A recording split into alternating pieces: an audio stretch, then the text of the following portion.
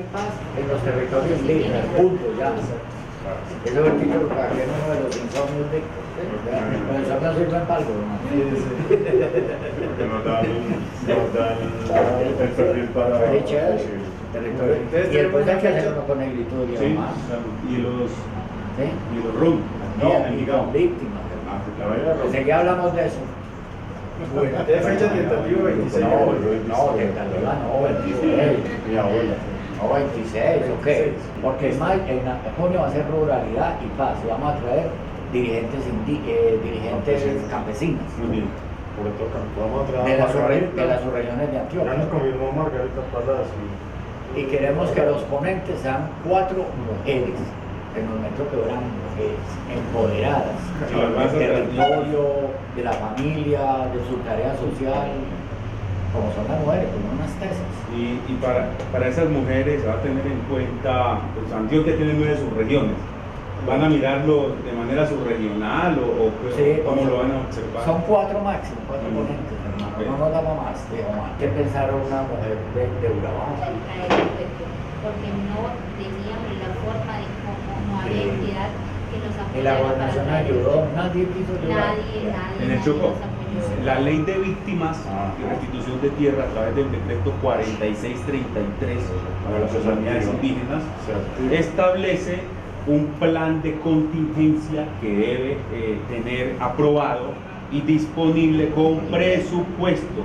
El decreto de los pueblos indígenas para la atención y reparación integral a las víctimas se llama 4633.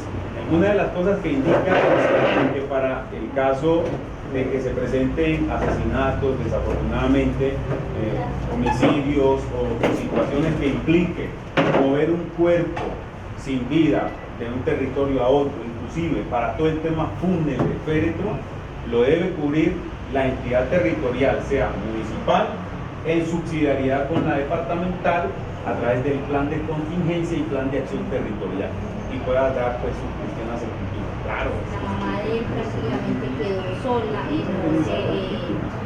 no sé si ella ha declarado alguna cosa por la muerte de él. Ya me tocaría mover eso. De los resguardos indígenas a través de el decreto étnico 4633 del 2011, que es prorrogado a 10 años más de vigencia por la ley 2078 del 2021. Porque recuerden que cuando se aprueba la ley de víctimas, en esa época había alrededor de 6 millones de víctimas en Colombia. Ahora que tenemos alrededor de 9 millones, cerca de 10 millones de víctimas en Colombia, pues el COMPES anterior no responde presupuestalmente para reparar a 10 millones de víctimas, sino a los 6 que habían en su momento. ¿Cierto? Lo que se hace es ampliarla, no prorrogar la ley 1448, que es la ley de víctimas y restitución de tierras, es una ley general, la de 1448, pero como Colombia no está, como Colombia constitucionalmente es pluriétnica, multicultural, entonces se regula a través del decreto 4800, una ley 4633, la ley 4633 del 2011, específicamente asistencia y atención integral a las víctimas de los pueblos indígenas, específica. Yo me he encontrado muchas dificultades en las comunidades indígenas, por ejemplo, en el Vital. Yo creo que los cabildos de ciudad ya han tratado de tener acercamiento con la OIA y lo que nos dijeron en algún momento era que la OIA no tenía nada que ver con los cabildos en contextos de ciudad, sino que más que todo atendía a las comunidades indígenas rurales a nivel de Antioquia. Este espacio, Pardo, es muy importante. Yo creo que el observatorio ahí se está jugando fuertemente la integración de las comunidades indígenas a través de la ley de víctimas y restitución de tierras, porque estos derechos de las víctimas en estos pueblos son muy desconocidos. Indígenas que, por ejemplo, llaman a la unidad para las víctimas, no entiende la unidad para las víctimas lo que las indígenas les están diciendo y les niegan la declaración y la inclusión en el registro. Si yo, que soy socióloga, que tengo más o menos mi preparación, muchas veces le queda a uno difícil defenderse en diferentes espacios, por más educado que usted sea, porque lo he vivido, uno es muy educado a la hora de ir a hablar, de reclamar qué pasa cuando hay recursos para las comunidades indígenas, que por qué no llegan, porque también soy representante ante el CTP, y te dicen, no, se lavan muy fácil las manos, es que no, si Dirección de Etnias no ejecuta, nosotros no tenemos por qué mandar recursos, pero se supone, pienso yo, que una persona de una secretaría que está ubicada ahí debe estar empapada de todo lo que está pasando. Pero es una lucha que debemos hacer todos, no unos cuantos. Ustedes saben que las luchas se consiguen así. Yo les digo que hay que articularse.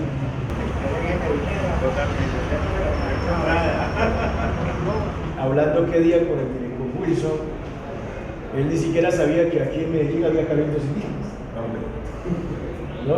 Entonces, que ni siquiera sabía que eran como 7.000 indígenas aquí en la ciudad de Medellín.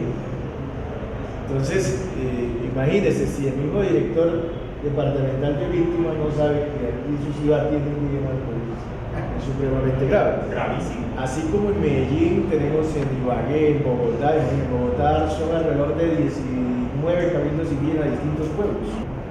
En el Chocó, en Quibdó tenemos, en Quibdó, hoy en día, en Quibdó, antes usted no veía indígenas en Quibdó. Hay ya asentamientos indígenas que hoy suman más o menos unos 3.000, 4.000 indígenas. ¿Sí? Entonces, ese fenómeno social ha venido creciendo.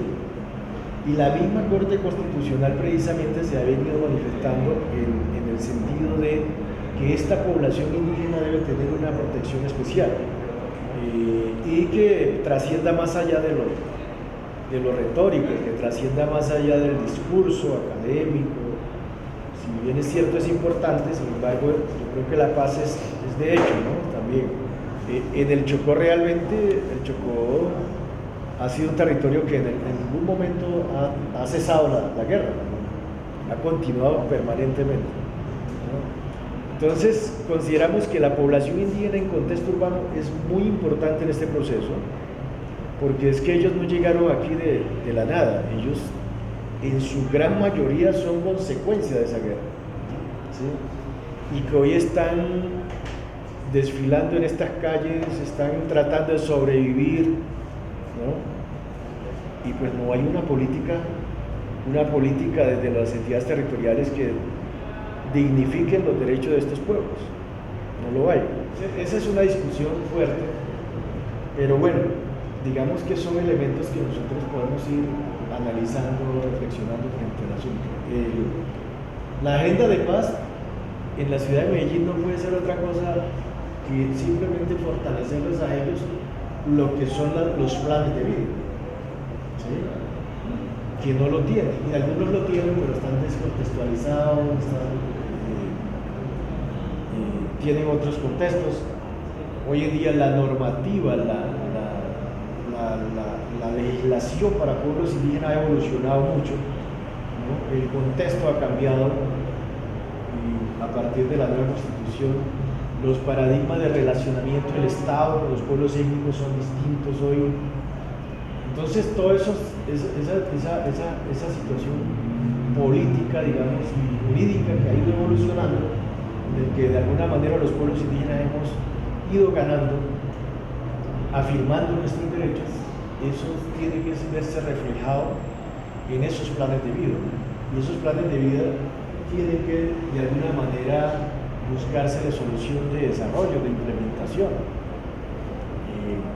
Y yo creería que, digamos, este observatorio, el tema es lograr crear en esta universidad pública un referente de paz, que no lo había, que no lo hay ni en la Universidad Antioquia Caiquera. Hay una unidad especial de paz, pero es básicamente para proyectos, ¿no? Paquete de billetes, no es así, ellos lo saben. A los mismos profesores que tienen muy buen salario. Bueno, eso sí lo va a estar grabado, que no se lo oigan en la...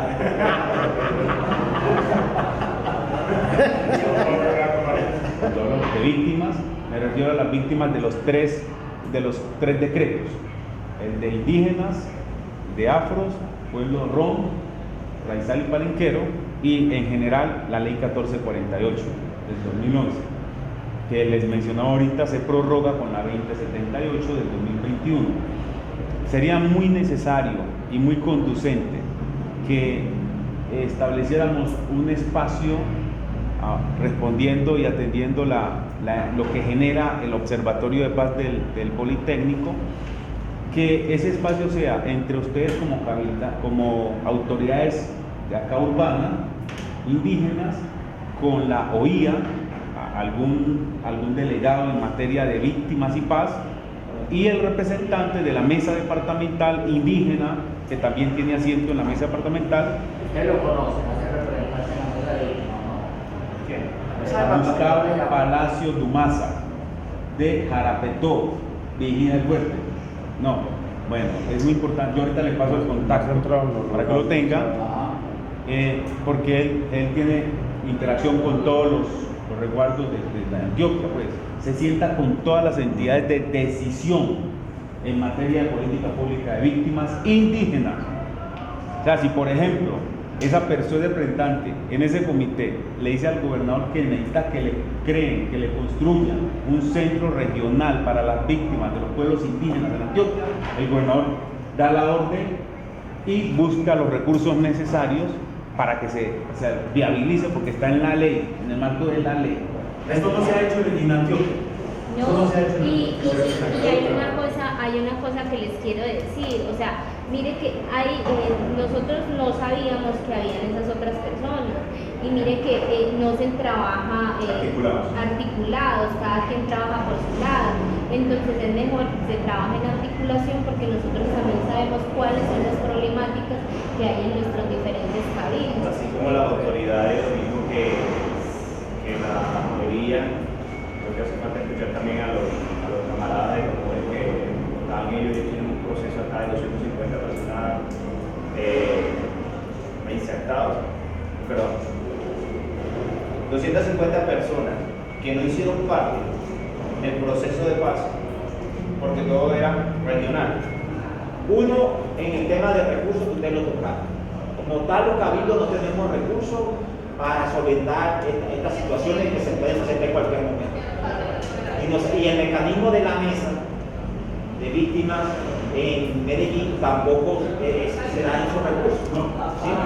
Entonces, ir trabajando toda esa situación, y lo que plantea aquí el doctor Pato acerca de que eso sería también un tema de tener en cuenta con esos aportes a nivel internacional, para que se garantice que cuando se presente esa situación de la víctima, que todavía el conflicto está vivo, y si le estamos trabajando a la paz para hacer más visible esa situación, y entonces generar al menos esos recursos para una primera línea de atención frente a esa situación, y sobre todo la comunicación entre las dos mesas, y que ese sea un puente para ir creando otras situaciones de trabajo en común. La coordinadora de la mesa de Medellín es de la mesa departamental, es integrante de la mesa departamental. Pero este tipo de situaciones, por ejemplo, no se habían llevado a ese escenario departamental. Lo que ha hecho hoy el Observatorio de Paz del Politécnico. ¿Sí me hago entender? Entonces yo creo que con este acercamiento que ya hoy tenemos, podemos viabilizar lo que haya que viabilizar. Aprovechemos esto para eso, hermano, también. En ese sentido, pues por lo menos ahorita estamos, yo soy consejera ante el CTP, él es consejero del MPC, ¿cierto? Entonces ayer tuvimos una reunión de consejeros donde se quedó que se van a reunir los gobernadores para elegir un nuevo representante de víctimas para las comunidades indígenas. Por ejemplo, aquí en Medellín, para hablar del contexto que estamos, hay un total desconocimiento de los derechos étnicos. Eso es muy grave en Medellín. Sí. Y que nos pueda venir el martes, la verdad, ojalá logramos, porque viene la G, viene la Comisión de la... No es fácil que esas dos entidades estén juntas, no es fácil. Y sobre todo que ya la Comisión de la Verdad está cerrando y va a entregar el informe final.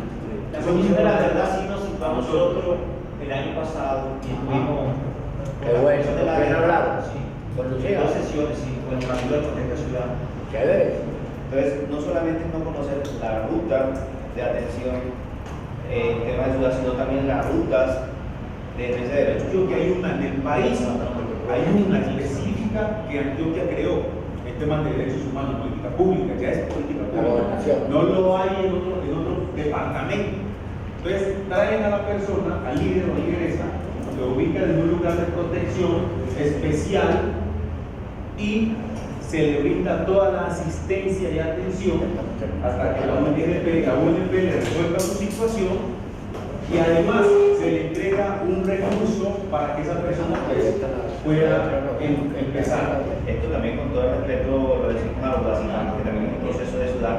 Nosotros no pretendemos, digamos, ni usurpar funciones, al contrario, formarnos nosotros y ojalá formar también a la gente de los urbanos. Debido a los conflictos barriales, a los combos, los grupos que hay, muchas de las comunidades indígenas, tras de que llegan desplazados de allá a las periferias, tienen que desplazarse también acá dentro de la ciudad.